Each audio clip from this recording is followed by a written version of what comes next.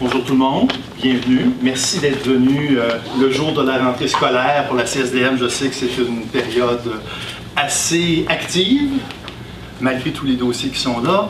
Mais on est ici pour célébrer la deuxième année du projet SHARE, le grand défi de la technologie éducative. Et notre but dans ce défi, c'est de créer une collaboration entre le monde du multimédia, de la technologie éducationnelle et les besoins sociétals. Et cette année, on est vraiment très fiers d'avoir la CSDM comme partenaire dans cet événement. Donc, je vais revenir un peu plus tard pour vous donner plus de détails. Je vais plutôt céder la parole à notre grand partenaire de départ, M. Brian Bronfman du Réseau des donateurs pour la paix, qui va nous parler un petit peu de sa perspective. Merci. Donc, je vous souhaite la bienvenue de la part du Réseau des donateurs pour la paix. Le Réseau des donateurs pour la paix est un regroupement de fondations philanthropiques qui travaillent de concert afin d'accompagner et de soutenir les initiatives pratiques pour le développement de la paix. Plus simplement, notre objectif de base est indiqué dans 3 mots: promouvoir l'harmonie sociale. Parmi les membres du réseau, à part de ma fondation personnelle, entre les fondations McConnell, Simple Plan, Roasters, Cole, Jasmine Roy, Maxwell, Cummings et Dworkin. On a aussi une variété de partenaires coopératifs ainsi qu'une implication de la part du gouvernement provincial et du gouvernement municipal dans certains de nos projets. Ces projets ont comme but la prévention de la violence, incluant l'intimidation, la célébration de la diversité et la création de ponts entre culture et religion, et le développement de l'intelligence émotionnelle, d'empathie et d'habileté en communication et en résolution des conflits. Tous les efforts du Réseau des donateurs pour la paix sont axés sur la collaboration. Le programme SHARE est un excellent exemple. On trouve le réseau, ses membres, son équipe, travaillant pour la prévention de l'intimidation en partenariat avec l'Université Concordia. Le projet a reçu de l'aide financière d'une fondation non membre du réseau jusqu'à maintenant. C'est la fondation Berks. L'équipe du réseau développe les critères et les paramètres pour le projet avec les chercheurs de l'organisme PrevNet, les meneurs canadiens en recherche pour la prévention de l'intimidation et de la violence. Nos prix viennent de 3 compagnies privées dont on va parler tantôt. Et notre produit, les jeux, les applications et les autres outils novatrices sont développés par les experts en technologie éducative.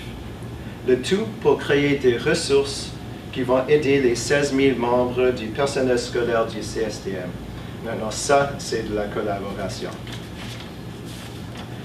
Je dois exprimer comment on est content et honoré que la plus grande commission scolaire de la province fait partie de SHARE cette année. On ne pourrait pas avoir un meilleur partenaire dans l'effort de prévenir l'intimidation et de créer des communautés scolaires bienveillantes. On espère que les outils auront un gros impact avec le résultat d'une diminution dans le nombre de cas d'intimidation et une augmentation dans le nombre d'étudiants qui mènent des vies productives et heureuses à l'école. Maintenant, j'ai le plaisir d'inviter Ben Valkenburg de prendre la parole au nom de la CSDM. Merci. Merci, M. Bronfman. Je suis très content d'être ici. Je vais tout de suite aller au cœur de notre préoccupation. Commission scolaire de Montréal, comme toutes les autres commissions scolaires, sont à l'heure actuelle beaucoup poussées à des résultats concrets, des résultats scolaires, mathématiques, français. Mais dans la tête des jeunes, dans la pensée des jeunes, il n'y a pas de place pour cet effort s'il y a trop d'autres choses. S'ils ne se sentent pas en sécurité dans le milieu scolaire, il n'y a pas de façon d'être optimal dans leur apprentissage. C'est pour ça que dans les circonstances actuelles de la CSDM, je suis très fier d'avoir l'appui comme porteur du dossier de lutte contre l'intimidation et de lutte contre la violence, d'avoir une excellente équipe qui garde le cap à la CSDM, Pierre, Marie-Hélène et Sophie. Ils sont toujours là pour l'appuyer et aussi donc de faire le lien avec les partenaires qui sont extrêmement importants ce temps-ci. Parce que le milieu scolaire ne devrait pas se replier sur eux-mêmes dans les circonstances actuelles. Donc c'est pour ça que je suis très heureux que le milieu éducatif se rallie autour de cet enjeu très important qui est la lutte contre l'intimidation. Avant que j'oublie de mentionner, c'est absolument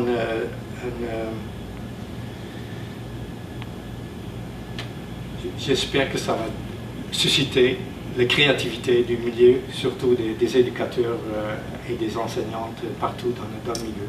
Je vous remercie beaucoup. Maintenant, ce projet-là a été créé à l'intérieur de l'enceinte de l'Université Concordia, donc on trouvait que c'était tout à fait normal d'avoir le directeur du département d'éducation et qui est aussi professeur en technologie éducationnelle de l'Université Concordia, Dr. Richard Schmidt.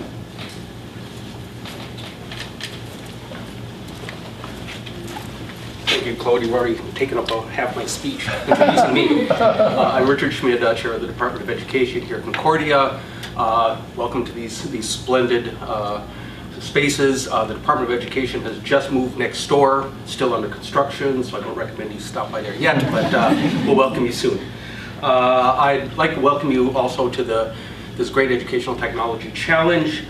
This is my 37th year here at Concordia as part of the Department of Education and Educational Technology. And I assure you the challenges of EdTech have never been greater. The theme this year is particularly timely because with social media, bullying is more pervasive now than ever before. And so we welcome the challenge, and we look forward to the initiatives that the participants are going to bring to this particular event. I'd like to thank the sponsors all for helping out with this event, and we look forward to working with you this year. Thank you very much. Maintenant, j'aimerais vous parler que cette année, on est chanceux. L'année passée, on a fait le concours et on n'avait pas de prix. Cette année, on a 3 partenaires qui nous permettent d'offrir des prix. Donc, il y aura un grand prix pour le niveau éducatif, donc les étudiants et les professeurs, et il y aura un grand prix aussi du côté professionnel. Donc, Studio 7, qui est un organisme de multimédia de Montréal qui est issu de la technologie éducationnelle, c'est un ancien de nos gradués. Le groupe Educoncilium, que je connais très bien, que je suis le président, ont décidé de chacun parrainer le prix principal pour chacun des catégories. Et en plus de ça, cette année, nous avons la grande chance d'avoir un des grands joueurs de la création de contenu en ligne, Trivantis, qui est les créateurs du logiciel Lectora, qui viennent comme partenaires cette année. Et au choix des participants, pourront utiliser pendant toute la période du concours le logiciel de Lectora pour la durée du concours, pour créer des contenus. Et il nous fournira même de la formation si certains des participants veulent l'utiliser. Donc, on est très chanceux cette année. On a des prix, on a des partenaires technologiques et on espère que ça va stimuler beaucoup. Maintenant, le site web est officiellement ouvert aujourd'hui. Donc, à partir d'aujourd'hui, maintenant, les gens peuvent s'inscrire. Je vais juste l'amener très rapidement en place. Ça va bien qu'on prépare les choses à l'avance. Excusez-moi, je n'ai pas encore l'habitude de ma souris ici. Donc, on a déjà tout le matériel nécessaire. Je vais laisser les pompiers passer 2 secondes. C'est pas le son qui est bien quand vous. Excellente idée! Donc, le site web est déjà là. On a le formulaire d'inscription qui est déjà en place. Donc, des groupes de 1 à 5 participants pourront participer. Donc, on pourra le faire de façon individuelle et des groupes jusqu'à 5 personnes. Et on a tous les éléments, donc bien sûr l'introduction, les partenaires, les règlements, sont déjà tous en place dans le site web. Mais aussi, on a une section qui est le matériel de soutien, que nous sommes particulièrement fiers cette année L'année passée, quand on avait commencé, on avait eu un petit peu de misère à l'avoir à temps. Cette année, tout est là, tout est en place. Nous avons du matériel de soutien, donc des présentations qui nous viennent directement de la CSDM. On a fait des entrevues, et on va en faire d'autres, de plusieurs personnes, des éducatrices, des brigadiers scolaires, des éducatrices dans le service de garde. On va avoir bientôt des professeurs, des étudiants qui vont nous parler de l'approche bienveillante pour prévenir le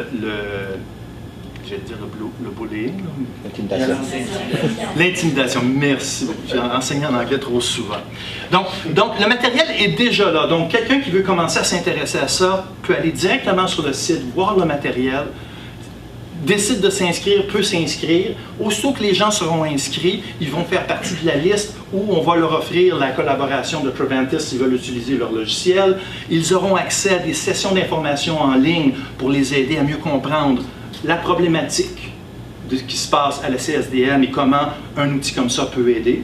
Et ils auront aussi un support technique qui leur permettra de dire quelles sont les problématiques techniques qu'on peut avoir quand on crée un document pour une si grande population. Bien sûr, notre espoir, c'est que la CSDM l'utilise au maximum, mais cet outil sera aussi disponible pour toutes les écoles à travers le monde qui voudront l'utiliser. Donc, ce n'est pas réellement juste...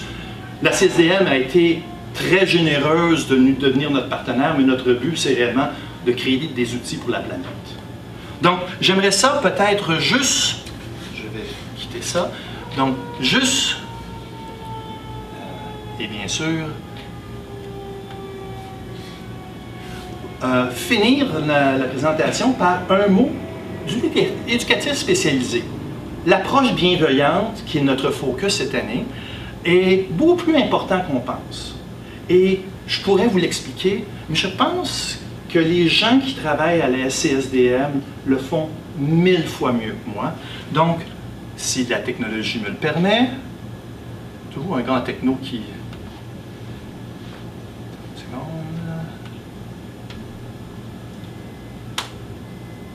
Quand tu as une attitude bienveillante, tu vas te retrouver, je pense, face à moins de résistance, donc moins de frustration, puis moins d'opposition, donc peut-être moins de crise de colère. Donc, tu sais, c'est comme un cercle vicieux. Tu sais, c'est le temps que tu mettes ta relation en place, une relation bienveillante, accueillante, tout ça, puis que le jeune se l'approprie, il va commencer à changer. On est comme dans le mouvement. T'sais. Fait que c'est sûr que toi, en tant qu'intervenant, en tant qu'adulte, en tant que professeur, ça va te demander d'investir au début.